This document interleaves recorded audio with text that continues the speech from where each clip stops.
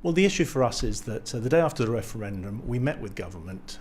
It was a very constructive meeting, and at that meeting it was agreed that we should do everything to work together to bend the nation's political sinews, if you like, towards a combined effort which will galvanise our community, galvanise the business community in Gibraltar, and lead us to the best outcome for Gibraltar.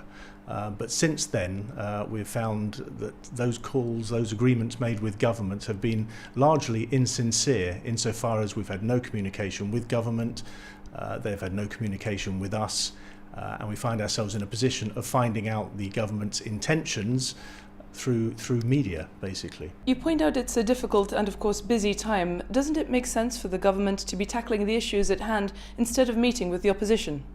Well, it's not about the government tackling. We're not opposing the government tackling issues. What we are suggesting to government in the strongest possible terms is that their proposals have the full backing of the entirety of the community, and that includes the opposition. And that makes their proposals all the more effective to our mind. It's important that the community sees that we're working together, that the political classes are working together. I think the community wants to see us working together. We're very open to the idea of working together and lending whatever weight we can to the arguments being made. What we can't do is be supportive of that if we're not even aware of what those arguments are going to be. And we keep seeing government taking slightly different tacks. We have to be very careful at this time.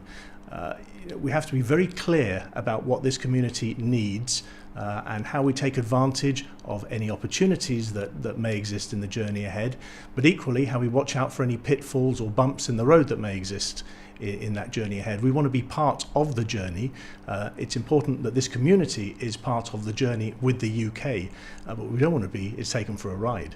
Doesn't this public statement itself go against the spirit of cooperation you're calling for? Well, not at all. What we're trying to point out is the insincerity behind the government's wish to work together when we're given no opportunity whatsoever to participate in any process. And we're not asking to be at London meetings alongside the Chief Minister. All we ask is that at least the government consult with us, brief us of their intentions, and from there we can take a view and hopefully not only support that view but lend our weight to it and help government.